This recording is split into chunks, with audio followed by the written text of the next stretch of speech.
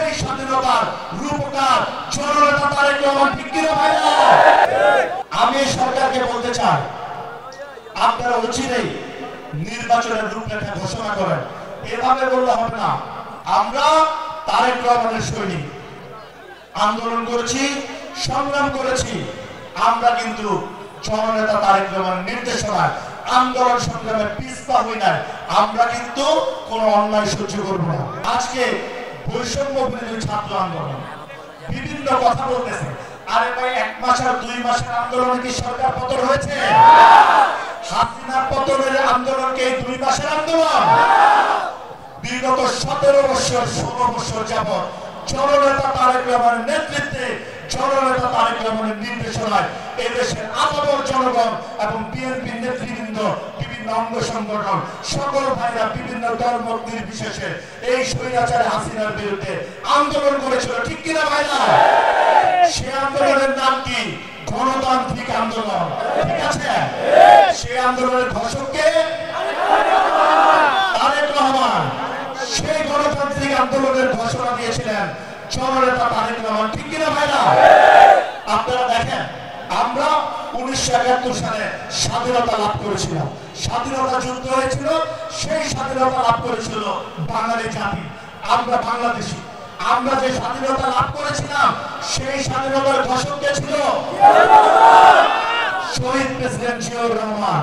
শহীদ president Ziaur Rahman সেই স্বাধীনতা যুদ্ধে সর্বোচ্চ ভূমিকা রেখেছিলেন এবং নিজে যুদ্ধ করে এদেশ স্বাধীন করেছেন এদেশের জনগণকে নিয়ে, এবং এদেশের স্বাধীনতা ঘোষণা দিয়েছিলেন। ঠিক কিনা ভাইরা?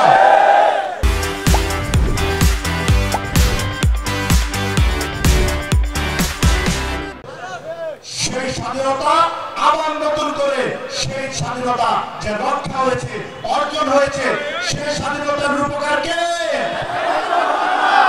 এই 17 বছরের গণতান্ত্রিক যুদ্ধ, গণতান্ত্রিক আন্দোলন, অভিনব যে স্বাধীনতা অর্জিত হয়েছে, সেই স্বাধীনতার রূপকার জননেতা তারেক রহমান। ঠিক কিনা ভাইরা? আমি সরকারকে বলতে চাই, আপনারা অচিরেই নির্বাচনের রূপরেখা ঘোষণা করেন। এভাবে বললে হবে না। এই বছরে হবে অথবা আগামী বছরের মাঝামাঝি হবে। এইভাবে কোন নির্দেশনা, নির্দিষ্ট টাইম বলেন, একেবারে নির্দিষ্ট টাইম। আপনারা কবে নির্বাচন দিবেন ডেট বলেন, এগুলো ডেট চাই। কারণ এদেশের জনগণ গণতান্ত্রিক সরকার চায়। এদেশের জনগণ আন্দোলন সংগ্রাম করেছে। কেন করেছে? আন্দোলন আপনারা আপনাদের ভোট দিয়ে আপনাদের সরকারকে নির্বাচিত করতে চান। ঠিক না ভাইরা? আপনারা গণতান্ত্রিক সরকার চান। ঠিক কিনা ভাইরা?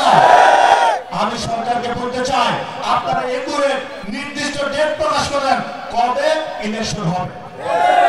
কারণ এদেশের জনগণ তার নিজের ভোট নিজে দিয়ে তার পছন্দের নেতাকে, তার পছন্দের দলকে গণতান্ত্রিক প্রক্রিয়ায় নির্ধারণ করতে চায়।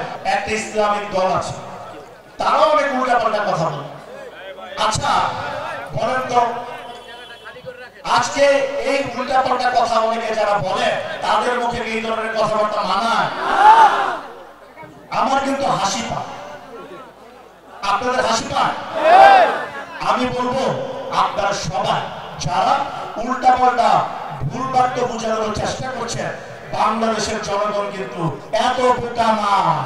তারা কিন্তু বোঝে, তারা জানে তাদের নেতাকে, তাদের জন্য কে করেছে, কে না খেয়ে না ঘুমিয়ে একত্রতা ঘোষণা করে দেশ ও জাতির জন্য, দেশ ও জাতির কল্যাণে কাজ করেছে।